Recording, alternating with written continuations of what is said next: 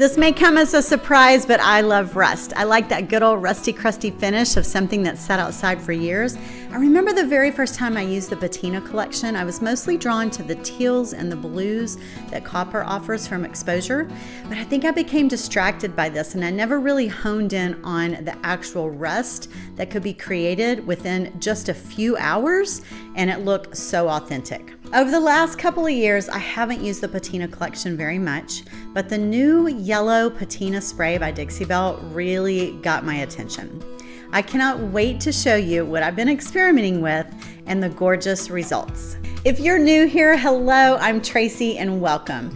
I show up here weekly to offer you DIY inspiration through home decor, thrift flips, and full-on furniture painting projects with a big focus on bold color and whimsical style. With over 12 years of experience in this industry, my goal is just to inspire you to find and nurture your own creative voice. If this sounds like something that you'd like more of, be sure to give a quick thumbs up and hit that subscribe button so that you don't miss a thing. Okay, I'll be honest, when I first saw this yellow spray product, I didn't understand the need for it. I thought, why can't I just use yellow paint to achieve this same effect? I'd done it before. So I set out to experiment, and this is what I discovered.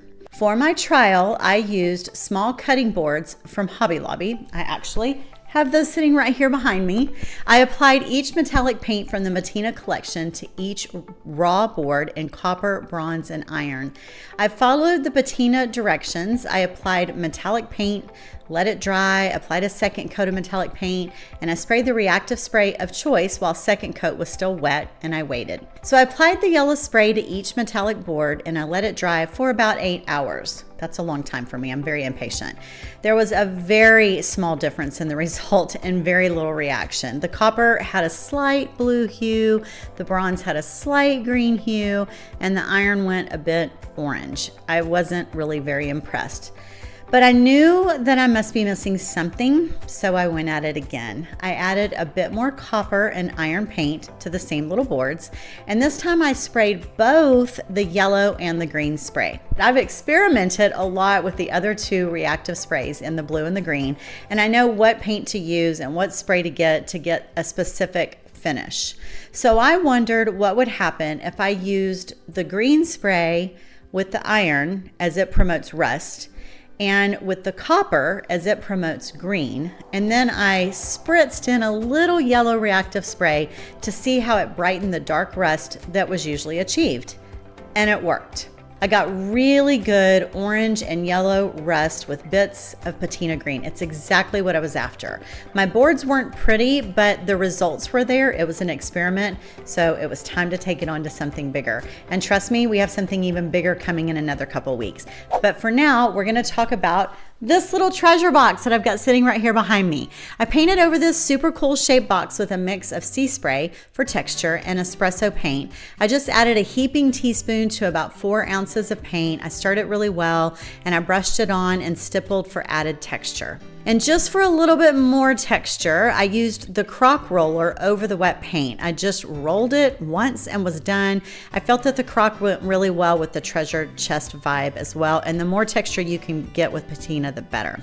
I decided after the fact that I wanted to add the centerpiece mold to the box, so I painted the mold and glued it into place on the front and center. Now I created a custom mix for the next layer. I used about 4 ounces of rusty nail, 2 heaping spoons of sea spray, and 1 teaspoon of espresso, and I mixed it really well.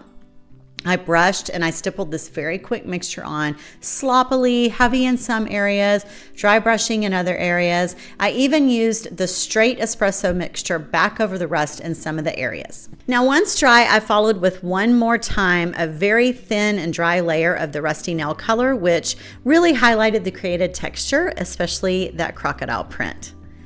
Now for the patina.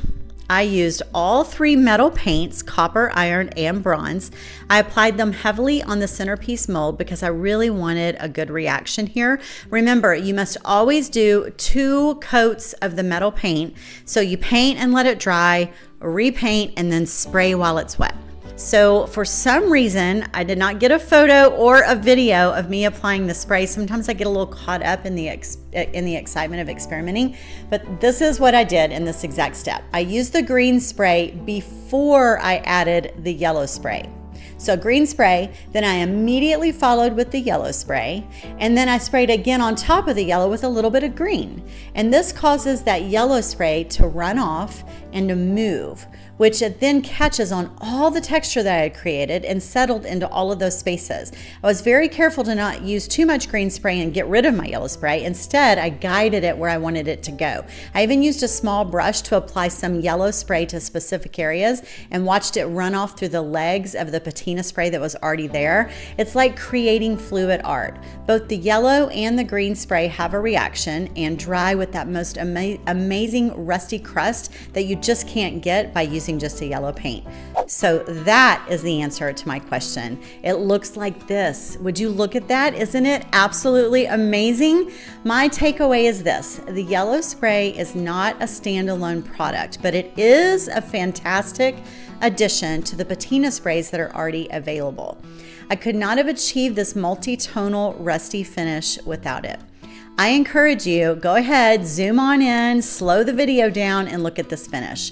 Study the look, imagine the texture, check out the legs of the rust as if it's happened over years of exposure to water and moisture. The yellow highlights are crazy good. I hope that you will give this a try. Be prepared to feel a little bit like a scientist. It is so much fun. Good luck, thank you for watching, and I'll be back next week. For those of you that are looking for a deeper dive into home decor and DIY processes, I would love to invite you to join my exclusive online creative group, Curiously Creative, where I show up via live video very often to guide you through every step of updating, upcycling, crafting, and creating the most on-trend home decor and gift-giving ideas. You can find that link right here and in the video description below.